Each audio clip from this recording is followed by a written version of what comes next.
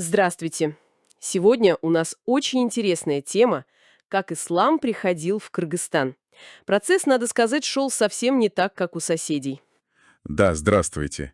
И главными действующими лицами, как ни странно, оказались не столько завоеватели, сколько суфийские шейхи, такие, знаете, странствующие мудрецы. Вот именно о них и поговорим. Мы опираемся на исследование Анварбека Макеева, которое как раз и посвящено вот этой их не всегда очевидной роли. Совершенно верно. Попробуем разобраться, почему исламизация кочевников здесь, так затянулась, и почему именно суфийские методы, мирные и гибкие, оказались, такими рабочими, что ли. Да, ведь это поразительно. До X века граница исламского мира проходила по реке Талас. Что же мешало исламу продвинуться дальше в горы и степи? Дело ведь не только в географии, наверное. Не только, конечно. Во-первых, вспомним 7-8 века, это же ожесточенное сопротивление тюркских племен арабским завоеваниям. Они сражались очень упорно. Мгм. Во-вторых, эти племена, они ведь не были в вакууме. Они принимали и другие религии. Было манихейство, было несторианское христианство. То есть была такая конкуренция религий. Вполне. Плюс шел процесс тюркизации. Местное оседлое население смешивалось с кочевниками, перенимало язык, культуру. Картина была очень пестрой, сложной. Хорошо. Но потом ведь наступил переломный момент. Государство караханидов — это 9-12 века. Там, кажется, ислам уже стал, инструментом власти. Да, караханиды — это важный этап. Ислам становится государственной религией, по крайней мере, для правящей верхушки. Есть известная легенда о правителе Сатук Баграхане, который принял ислам и начал его распространять. Но, видимо, одно дело указ хана, а другое — убедить кочевников в степи. Силой тут многого не добьешься. Вот именно, с кочевниками силовые методы работали плохо, даже контрпродуктивно. И вот тут-то, знаете, на первый план выходят суфийские миссионеры. Их часто называли дервишами, такие странствующие аскеты. То есть люди, которые шли в народ, так сказать. Да. И как отмечал еще Василий Бартольд, известный востоковед, их успех в степи был гораздо значительнее, чем в городах среди уже исламизированного населения. Ключевое, они действовали не силой, а личным примером, убеждением, адаптацией. Получается какой-то первый важный вывод. Там, где, скажем, государственная машина давала сбой, сработала вот эта гибкость, личный контакт. Именно так. А кто эти люди? Есть какие-то яркие имена, фигуры? Легенды упоминают, например, шейха Абул-Хасана Килимати. Якобы он в X веке обратил в ислам чуть ли не 200 тысяч шатров кочевников. Огромная цифра. Ого! Но еще раньше, в конце IX века, очень значимым было путешествие Мансура Ал-Халладжа в Туркестан. Это вообще удивительная фигура. Ал-Халадж — это тот самый известный мистик? Он самый. И поразительно, как его образ вошел в местное сознание. В некоторых кыргызских родословных, представляете, он фигурирует как предок народа под именем Анналхак. Аннал-Хак «Я есть истина», то есть его знаменитое высказывание стало его именем в генеалогии. Вот это синкретизм. Вот именно. Фантастическое слияние. И, конечно, нельзя не упомянуть Ходжи Ахмада Исави. XII век, основатель ордена Исавия, его подход был, по-настоящему революционным. В чем его революционность? А он гениально сочетал исламские догмы с местными тюркскими доисламскими верованиями. В его хикматах, это сборник таких духовных стихов, тюркское имя верховного божества, Тенгри, могло спокойно использоваться рядом с именем Аллаха. То есть он не отменял старое, а как бы встраивал новое? Да, он включал элементы местных ритуалов, проповедовал на понятном людям тюркском языке. Это вот классический пример религиозного синкретизма, адаптация большой религии к местной почве. Так рождался очень терпимый, понятный людям народный ислам. И следы его учеников, получается, до сих пор на карте Кыргызстана. Вот этот знаменитый ореховый лес Арслан-Бааб, ущелье Хаджаба-Кыргансай — это все связано с ними. Да, это как раз свидетельство их деятельности.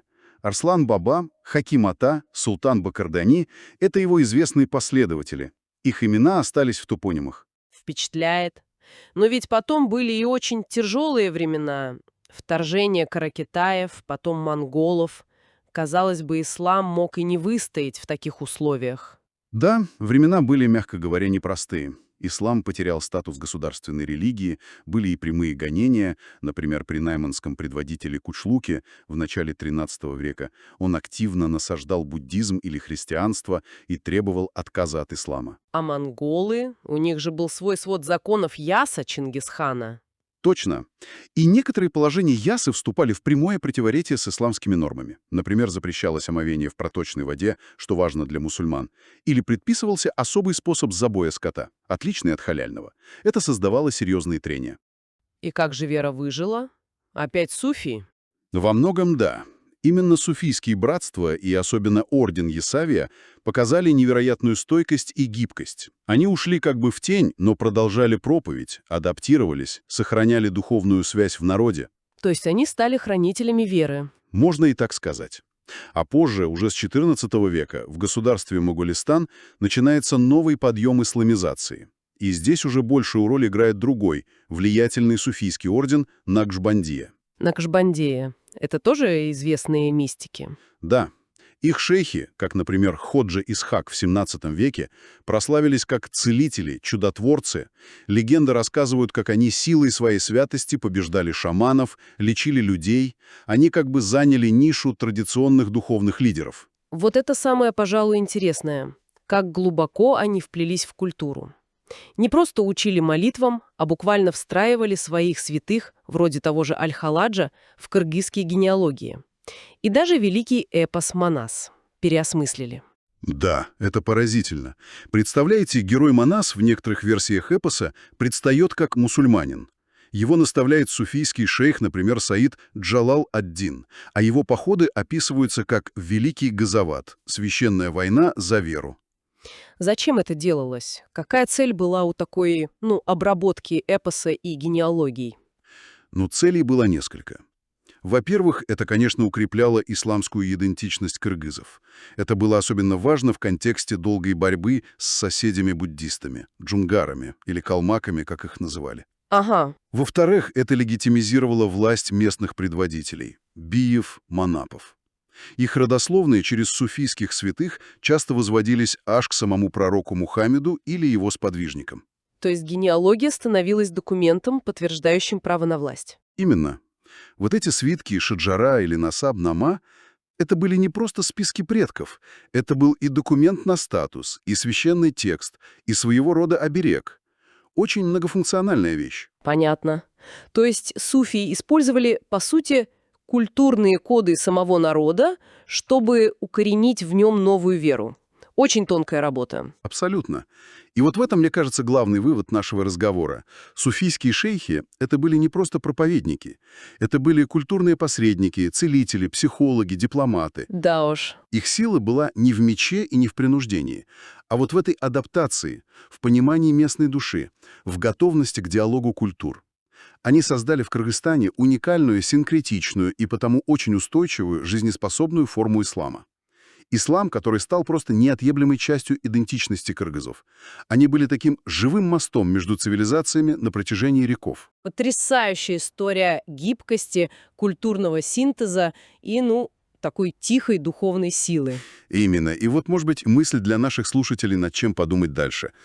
Как вот это многовековое переплетение, этот сплав универсальной религии и местных традиций, которые так мастерски осуществили суфии, как он продолжает влиять на самосознание людей, на культурные процессы в Центральной Азии сегодня. Это ведь до сих пор живая история.